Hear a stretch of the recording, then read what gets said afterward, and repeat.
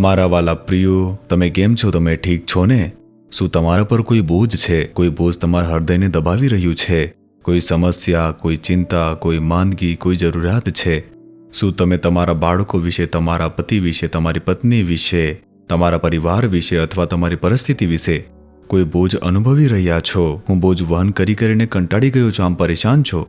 પ્રભુ શું કહી રહ્યા છે જાણો છો? ગીતશાસ્ત્ર 55 તેની 22મી કલમમાં, તારો બોજો યહોવા પર નાખ એટલે તે તને નિભાવી રાખશે. પ્રભુ કહે છે, મારા દીકરા, મારી દીકરી, તારો બોજ પ્રભુ ઉપર તું નાખી દે. તું હજુ પણ કેમ વહન કરે છે?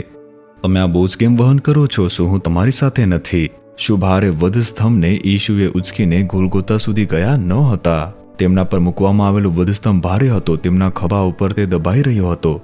તે માણસ માટે વહન કરવું ખૂબ જ ભારે હતું, છતાં પણ તેમણે તે વહન કર્યું હતું.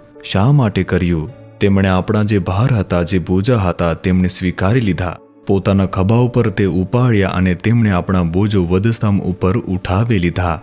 તે લાકડાના વધસ્તંભનો બોજ નથી, આપણો બોજ છે. પાપનો બોજ, શાપનો બોજ, નિંદાનો બોજ, શરમનો બોજ, દુઃખનો બોજ, તે વેદનાનો બોજ છે. જે આપણને દુઃખ પહોંચાડે છે તેવા ઘણા બધા બોજો છે ને. તેમણે તે બધા વધસ્તંભ પર ઉઠાવ્યા. શા માટે જાણો છો? તમારા માટે.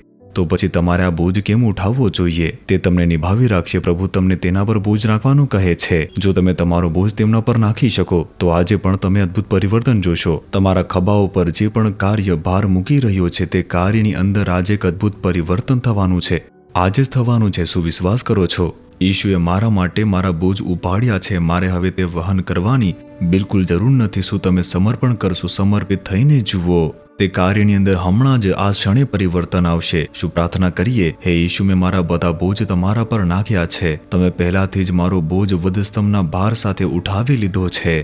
હું હવે આ બોજ ઉપાડવા માંગતો નથી. તેના બદલે હું તેમને ચરણોમાં મૂકું છું. તમે મને ટકાવી રાખનાર પ્રભુ છો. આજે પણ મારો બોજ દૂર કરીને ચમત્કાર કરવા માટે સ્તુતિ થાવ. ઈશુના નામમાં પ્રાર્થના કરું છું. Amen, amen.